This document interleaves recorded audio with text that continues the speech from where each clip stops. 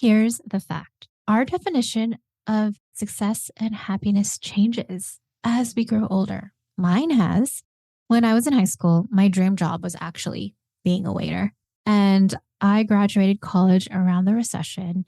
And at 22, I was the youngest director for an organization. Not only was I the youngest, I was the only, not just woman, but person of color at the decision making table.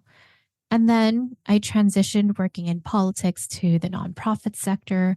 I was at a trajectory of wanting to lead a nonprofit. That's why I got my master's. But then the day I graduated from my master's, I realized I wanted to own my own coaching business. And even in the past couple of years, my definition of success and happiness has changed.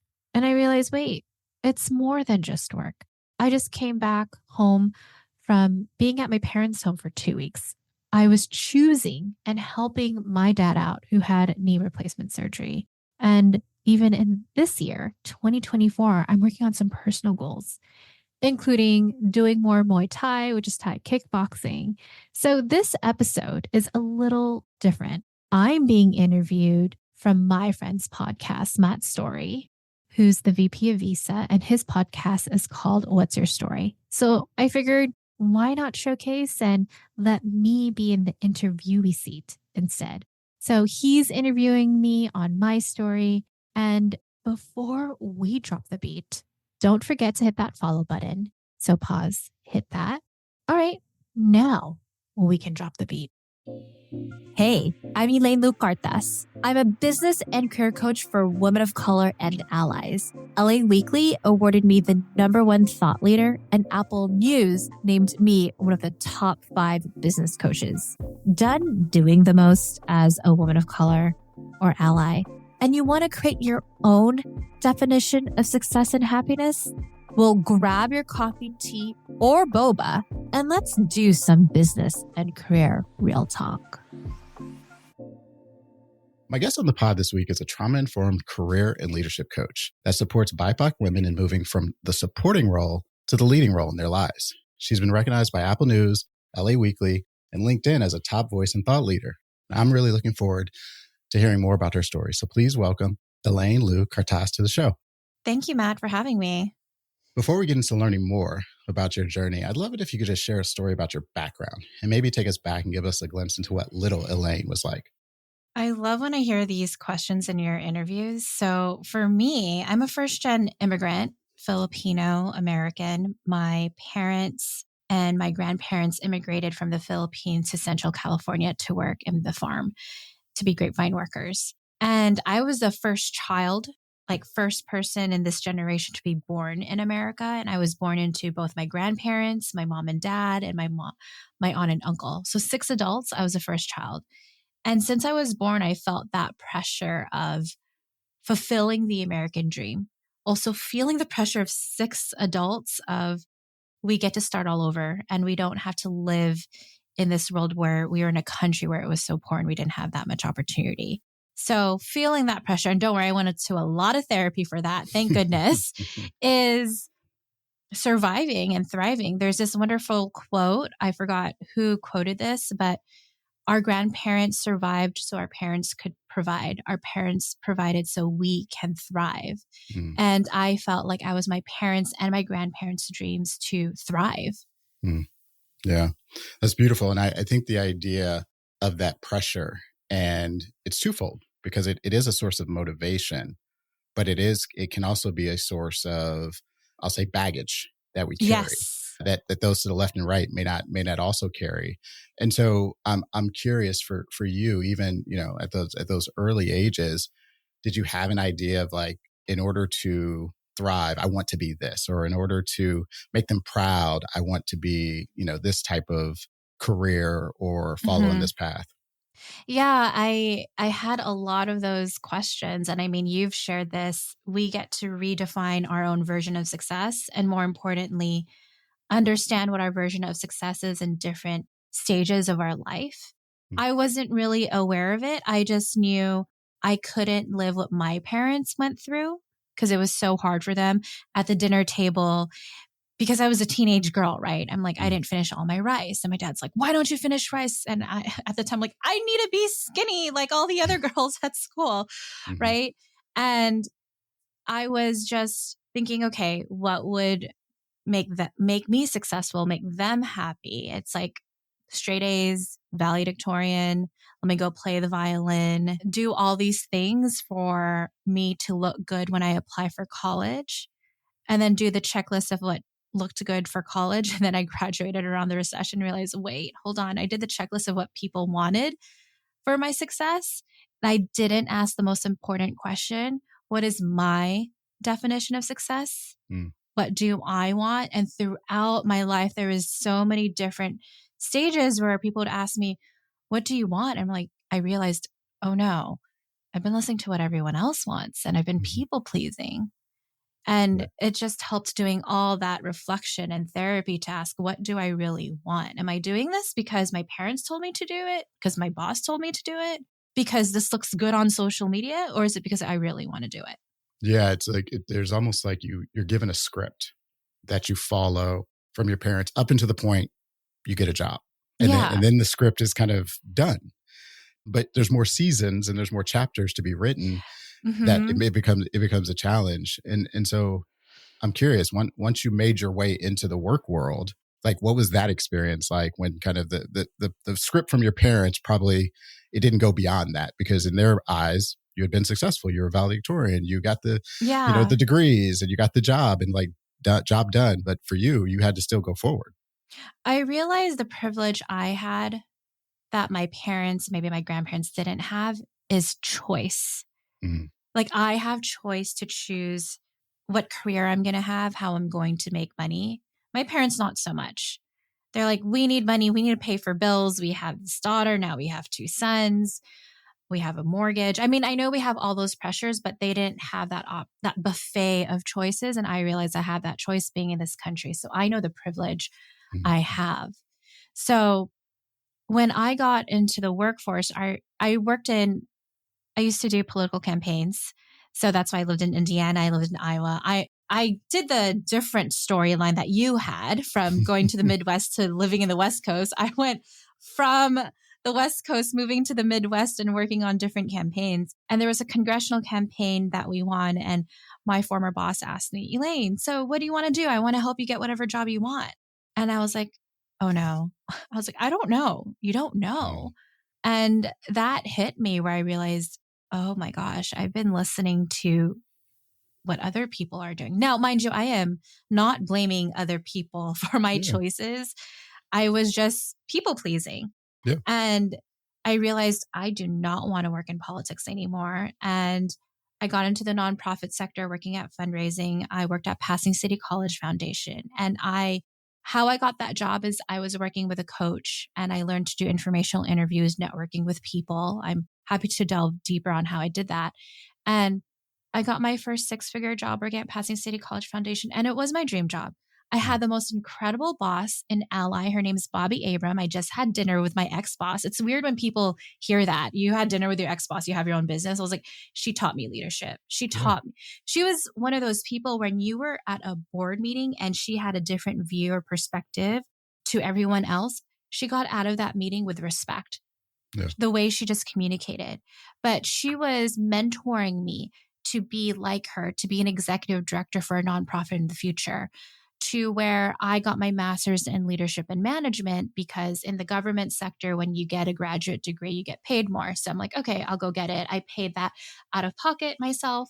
And then it happened again. The day I graduated from my master's, I wasn't hungry, I wasn't happy, and I had a oh no moment. mm, I don't really want this. I did this to please my boss. And I'm not blaming Bobby. That yeah, was on me. And then I finally really deep down asked the question, what do I want? I want to start my own coaching business. And the reason why I wanted to start my own coaching business was because I wanted to work specifically with women of color and allies because at the time when I hired my own coach, she was amazing, but she wasn't a woman of color that understood those lived experiences. yeah, I was like, what if I just do that? yeah, And it was also hard to break out of the mold as a first gen immigrant. You shouldn't hire someone to help you. You should figure it out yourself, right? You live in this country, there's a buffet of opportunity. You should figure it out yourself. Well, there's also too much. I don't know where to go. Yeah. Yeah. No, so there's a couple things in there I would do want to dig into. And so Yeah. the first piece around this idea of getting help.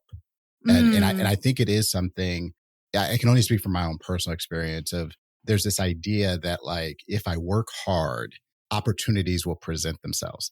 Even though many of us are in rooms that our previous generations have never entered. So we correct. can't just rely on hard work. And Yes. so I do want to hear about how you overcame this idea of getting help and particularly getting a coach, because I think if you were and we'll talk a little bit about your kickboxing, but like if you were in sport, it's a no-brainer that you get a coach. And it's like you need Correct. someone to guide you. You need a trainer. You need, someone to drop the plays. And like Hmm. that's kind of just expected. But in the work world, it's almost like, well, that's saying something is wrong with me. And so I'd love it if you could go into that. Yeah. So I was working on a campaign and I was a fundraiser in this campaign and I was hitting my numbers like over the top, doubling the fundraising goals. And I knew not just intuitively, but also looking at the spreadsheet and data, like I need a raise. Mm, And so who do we go to as not just kids, but even young adults for advice? We go to our parents, right? mhm. And I asked my immigrant parents, hey, how do I ask for a raise? And their immigrant response is, work hard, they're going to give it to you. I'm like, that's not how it works in this country. And I'm not blaming them. I also Yeah. understand that they were taught that from their own parents, my grandparents. So when I was like, okay, there has to be a different way. And Filipinos are very emotional and reactive. So when they want something, they'll like, I want a raise. I want chocolate ice cream. Like we yell and we're very expressive. And I knew that that is not how you communicate and ask for a Mhm. raise. So I'm like, I've heard of actually, I brought this up in therapy session and I asked my therapist, how do I do this? Have you heard of what a coach is? And it was actually my therapist who Googled and Oh, found a wow. coach to talk to.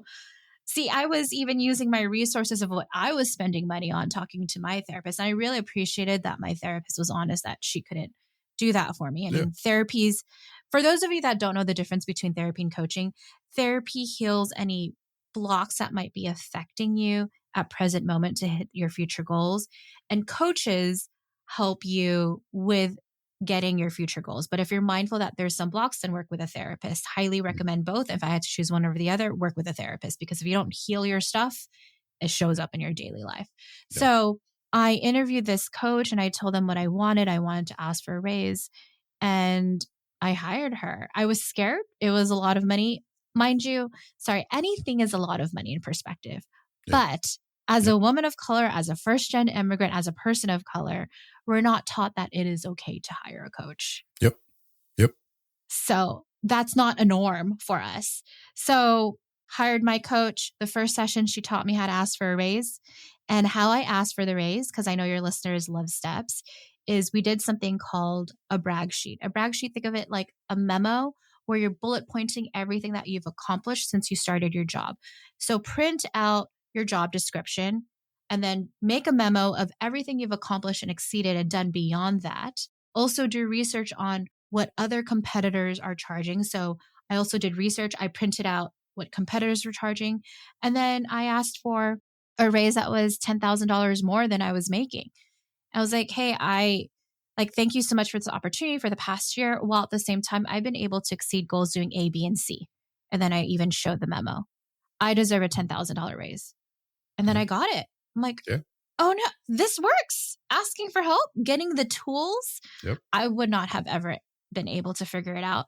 But what was fascinating during that story of me getting the raise I wanted and getting the money I wanted, that's when I realized I don't like the industry I'm in. I don't Mm, care how much money they're giving me. mm, And yeah. that's when I realized I need to change industries. And I started putting a list of other fundraisers in different sectors, doing informational interviews of like, hey, I want to know more of what you do. And then I realized I needed to get out of politics and then learned more about the nonprofit sector. And then through one of my political contacts, they connected me with the executive director for Pasadena City College Foundation. I interviewed her. I was just asking questions as if a podcast interview. Hmm. Tell me how you got into fundraising. What do you love about it? And then I had no intention to apply for a job, but she said, I actually have an opening. Do you want to Wow. come in and have a formal meeting? I'm like, yes, please get me out of this industry that I do not love. But what I want your listeners to hear is I was brave enough to ask those questions Yeah. and be unattached to the result of it. I was unattached to, I'm going to get this raise. I was unattached to, I need to get a job. Yeah. And it just came. And in this world of, I'm very grateful that you and I were around the same age, that we lived in a world before social media, that a lot of powerful things happen when we're in relationship and we're connecting and talking to people and just asking questions and letting Yeah. the answers unfold. Yeah. Yeah. Well, the interesting thing about what you're saying is, well, one, and you said this a couple times, like it isn't the person who told you to work hard or isn't the person that, said go get the masters that there's fault in that. You were actually collecting feedback and you were Correct. getting data about the thing you were doing. And eventually you got enough data to say, this isn't for me at this stage.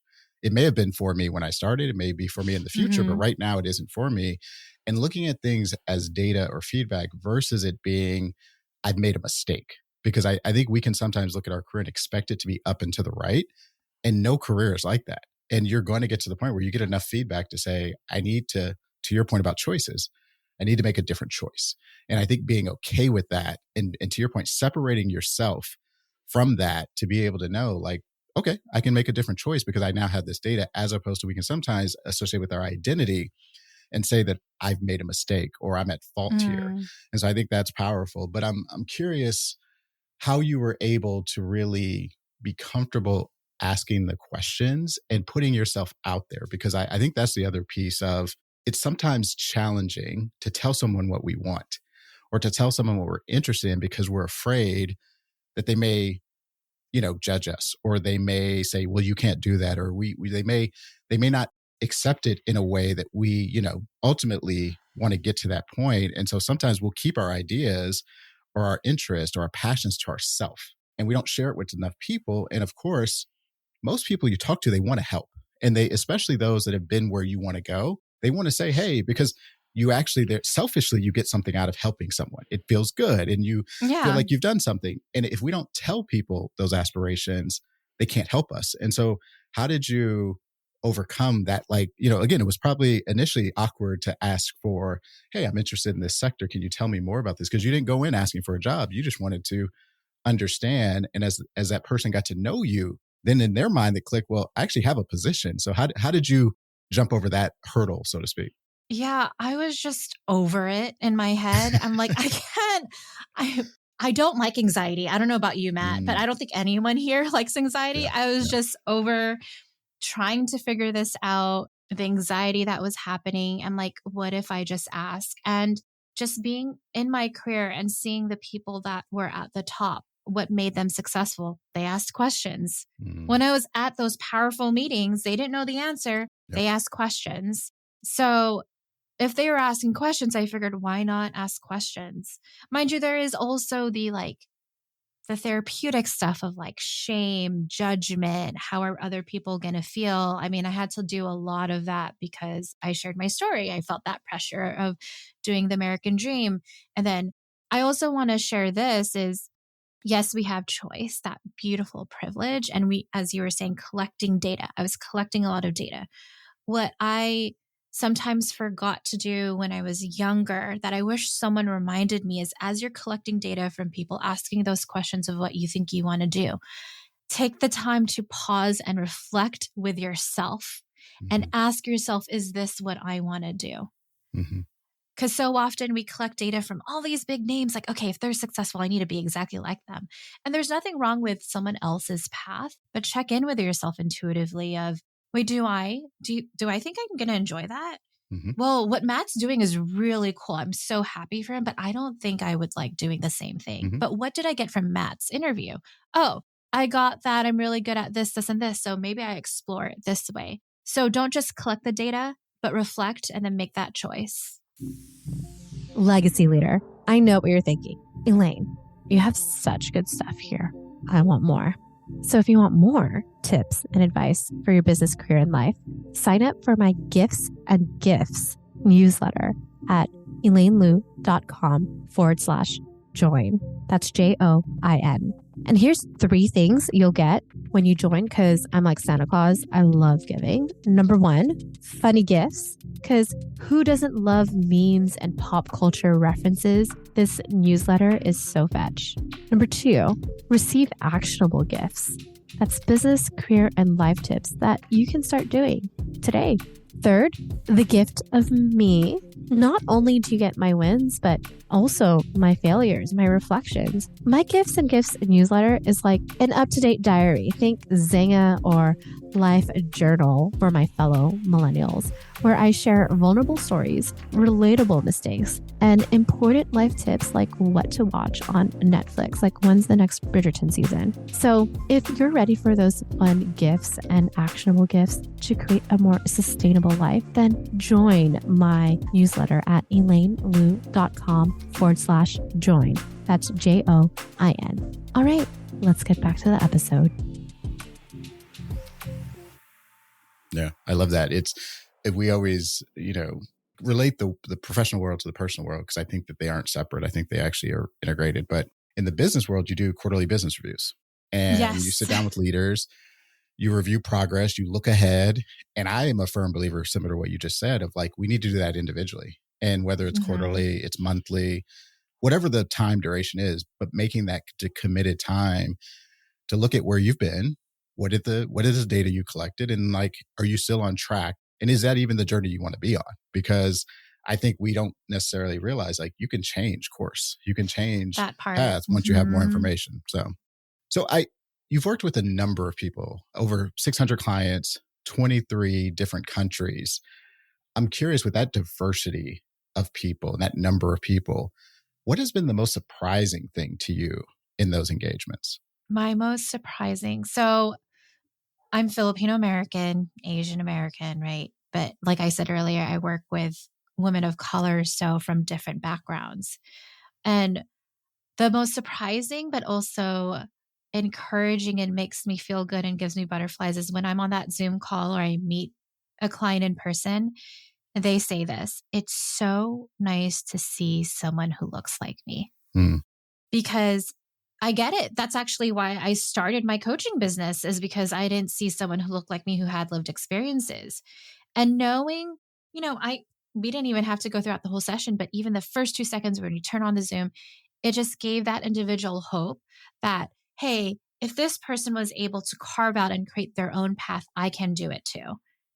That's been the most surprising and the best compliment I get when I coach clients. I mean, sure, they've made all this money, accolades, have an incredible marriage, but that's my favorite part of coaching.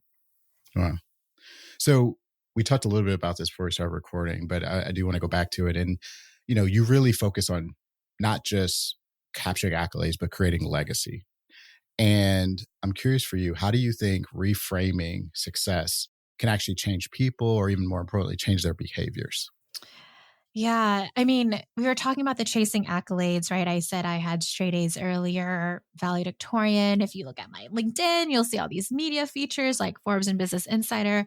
But at the same time, even as I was getting all that stuff throughout my life, I had to ground myself and check in, like, what is my definition of success at this present moment?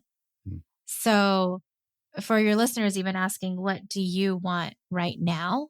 Right. So in about a month, for example, my dad's going to have knee replacement surgery. And so what a privilege it is for me to be able to be there for the first 10 days of his surgery. And I know that sounds weird, but that's what success looks like for me right now. Being able to be there for my dad. That would be so different in when I graduated high school, where I was valedictorian, where I was just studying my butt off and not making life in my social life. Also in college, I actually stayed a 5th year in college because I realized on my 4th year, or actually 3rd to 4th year, I was studying way too much and it was all about academics and I wasn't enjoying and having fun. Yeah. And so what does success and joy look like for you at this present moment?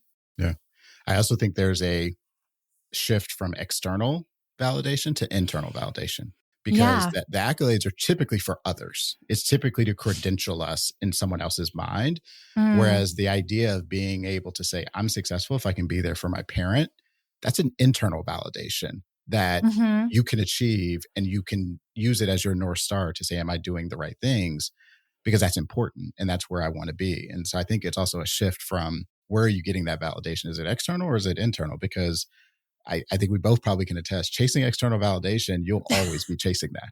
Yes. I mean, there was even a point in my own business where I was realizing, oh my gosh, once again, it's not the straight A's and valedictorian, but I was chasing like the likes and the Hmm. comments. I Hmm. met up with one of my old team members. She was my former virtual assistant and she's in my team again.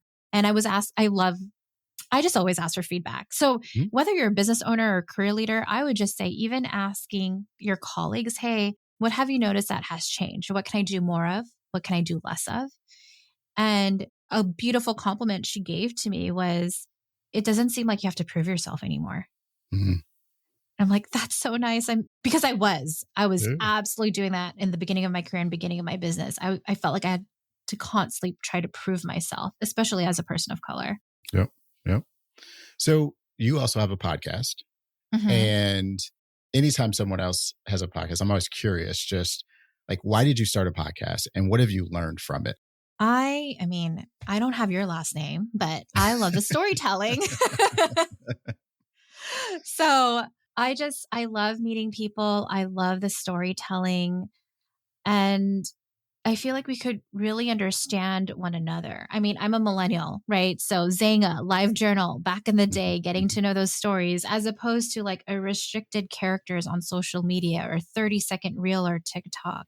mhm. You get to really know and understand people. And that's what I feel like with with podcasts. And also, I'm overlooking like doom scrolling through my screen. So it's really nice to just listen and pop in your headphones while I'm doing laundry, washing the Yep, dishes, yep, cleaning. yeah. Yeah, it's funny. I always tell people that having a podcast is like an invitation to meet with anyone. Because normally, if you were to just randomly email someone and say, hey, can we meet up? They would probably say, I don't know who you are. But if you're like, I have a podcast, would you like to jump on a podcast?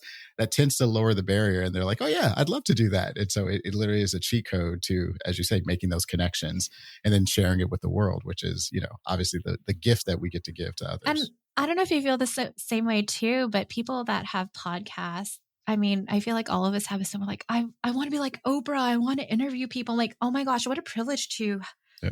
I mean, do we have the big billion trillion dollar production that that Oprah Not yet. has? Not No, yet. but yeah, exactly, not yet. But how great it is for us to do it with the tools we have right now. I might Yeah. as well do it. Yeah.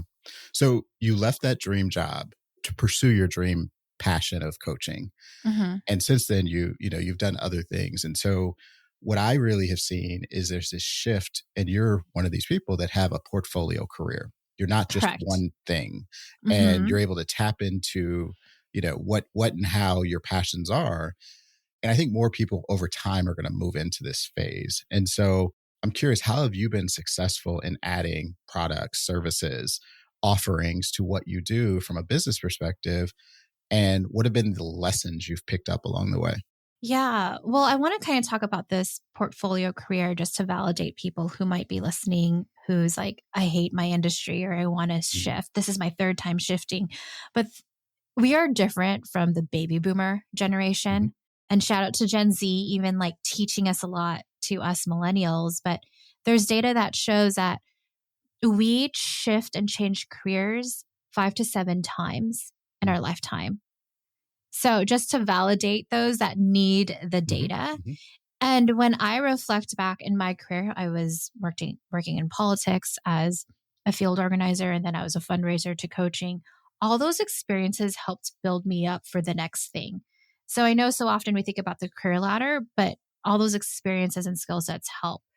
When I got into my business, I think I've changed my title probably 4 times. And for those that may have a business where I'm like, what if I shift or change again? I just want to let you know nobody cares. And I don't mean that your job or your business doesn't matter. It's just no one's really thinking about that for you. I mean, I think about like In n Out, for example. In n Out is known for burgers. There's number one, two, and three, and then there's this special ingredients.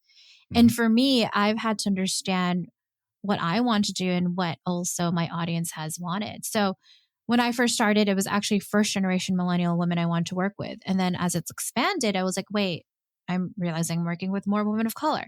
And then I've had some allies message me like, Elaine, I know you work with women of color, but do you know any white women I could work with? And mhm, I was just like, actually, because you're asking that question, you can work with me. It's more so values align. So even listening to what people need.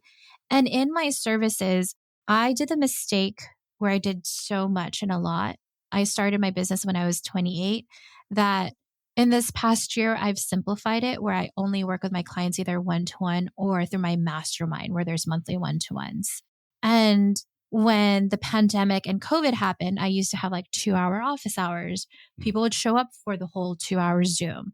I noticed in the past 2 years, we're recording this in 2024, so 2022 to 2024, my clients didn't want to show up for the full two mhm, hours.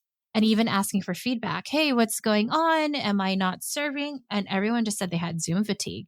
mhm, So I noticed because no one was willing to stay for the full 2 hours, I shifted and said, okay, I have a 90-minute office hour. Come and go when you want to. And I had to take ego out. But even asking for feedback from my clients of what do you need? I'm noticing this is not happening. If you don't make it mandatory and we just show up when we can, that would be great. I'm like, okay, so it's like college. yeah, So listening to feedback, and I used to have programs where just business coaching and career coaching. And then I tested it for about 6 months and combined both my business and career leaders together. And it was beautiful because the common challenges they have it actually helped and coming from different experiences where as my clients came together individually, they're like, oh, I'm not the only one going through my problem. mhm. So it felt very therapeutic for my clients too. But what I want people to hear is noticing when things change and shift and then asking for feedback and not assuming that what you're doing is right all the time. Yeah, yeah. Oh, no, I love it in showing the adaptability that you've had across it all, where it's like you expanded, you contracted, you've morphed, you've listened, but you in all of that, you're providing value. Yeah, And no matter how your customer needs change, you're providing value. So that's the consistency. So on that, I want to switch into your personal brand a little bit and ask you, what would you say is your superpower? empathy. I know you hear this from a lot of your guests too, but being able to listen, to feel a room, to feel what someone needs. And sometimes when I'm like sitting down with a client and they might be ranting about something, I'll ask, what do you need right now? Do you need me to be nurturing? Do you need me to Mhm. give you feedback? What is it that you need? Instead of making assumptions that someone needs a solution. Yeah, yeah. Where do you think that superpower came from? Like I said, I was the first one that was born in this household of 6 adults. So I felt the emotions of Mm, all those adults. And then I am the oldest of two brothers, and then the oldest in terms of all my cousins. So I worked on therapy on this and even told my dad, but my dad used to call me the HR of the family. I'm like, Dad, I am not the HR of the family. I am the daughter. I am a sister. I am a cousin. yeah. But so often family members would come to me like, how do I talk to my mom or my dad about this? Or I want this. How do I communicate? Or my parents were like, why don't your brothers do this? Mm. So often I was just navigating how to communicate different things so people would understand. That's fascinating because you were in essence a coach. You were a coach for the adults because you probably understood America more easily because you were younger than they did. So you were helping them adjust. But then because you were the oldest, you were helping the next generation Correct. coming up because you had gone through what they were about to go through. And so it's like they actually put you in that's the job that you end up getting Paid early on. from my clients instead of my Correct, family, correct, you know. But correct, but correct. that I would not want to get paid by my family to coach them. They need to do their own Yes, help. yes. But Yeah, it's hilarious because my mom tells me like, because even when I was younger, back when we didn't have cell phones, I was always even on the phone getting the cordless phones. And then when Hmm. the battery would run out, I'd get the other phone talking to friends. Yep. And she's like, "You're getting paid to talk." I'm not surprised. Yeah, I've seen that there's certain things that are consistent throughout people's journey. The destinations change, but there's certain consistencies that they carry through. So, have you had a "Mama, we made it" moment? Yeah, I was waiting for you to ask this question because, we're recording this after the Super Bowl where Usher, in his performance was like, Mhm. "Mama, we made it." My Mama, we made it was when I presented for the Universal Music Group. Hmm, So that was my first big presentation. I want to say that was within my first year in business. hmm. Nice, nice. So, we're going to close out and have a little bit of fun. When they turn your life story into a movie, who would you want to play you on the big screen? Yes, I was thinking about this. So I'm going to say when I'm younger, Michelle Shu from Everything Everywhere All at Once. And then the Okay. older version, Michelle Yeoh. So just that whole cast there. Okay. Okay. I always like when people think about it as the full journey and like having different segments and chapters with different actors to play the roles. What Yeah. song would play in your trailer? So the 1994 song by Desiree, You Gotta Be, right? You gotta be bad. You Yeah, gotta be yeah, bold. yeah, You gotta be wiser. yeah, yeah. That's my soundtrack. Nice, nice. So I'm a huge fan of stories. As you mentioned, the last name doesn't hurt. But I think there's so much we can learn from hearing someone's unique experience and apply in our own lives. But for you, if you could sit with three people, they could be with us, they could have passed on, and hear their story firsthand, who would be your three? So I'm really grateful to have two matriarchs in my life. Both of them recently passed. And I wish I could have asked more questions. There was also Mm-hmm. language barriers, but it would be both my grandmothers on both sides. Mm-hmm. And the third one's a unique answer just because I selfishly would want it, but I would want my future self. Hmm. And the reason being is that we all know this as humans. We go through some stuff in life.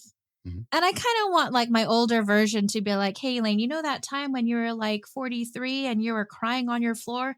Actually, that was a good thing because this, and this happened." Mm. Like I want that Yeah. validation of the bad. Well, no, I don't want to say bad. There's a negative connotation with that, but in the hard times in life. Yeah. Yeah. Yeah. Yeah. You want the wisdom to give you the ability to get through those tougher Correct. moments. Yeah, that makes sense. So is there anything I didn't ask that you want to share or anything you want to ask me? Yeah. So you have the beautiful last name story. So, what is your intention for this next chapter or current chapter of your life? Yeah. So it's funny because it goes back to what I think is important to what you do in your day in and day out work around legacy. And I want to plant as many seeds as possible. And I think that I'm in a phase and it takes different times for all of us to get there, but I'm in a phase where I've moved away from thinking about things in terms of what do I get out of it? And like, what is Mm, the you said about like no matter what that job paid you, it wasn't enough. I moved away from that like monetary reward into mhm, the my reward is an impact. And how do I mm. increase my impact that helps others with their story? And so really just trying to think about where and how can I be strategic in planting those seeds because there's so many places that as we talked before we got on that I think stories help us and I just think it's a solution that is standing right in front of us and it's like it's not something because of technology. It's not something because of where we are in the world today. If you even go back many years ago, which I like to Mhm, do and think about like how stories have made a difference. Think about the civil rights movement and how stories actually moved the overall sentiment towards civil rights in this country. I And think they it made had it not songs been for about stories. it, you Exactly, know? exactly.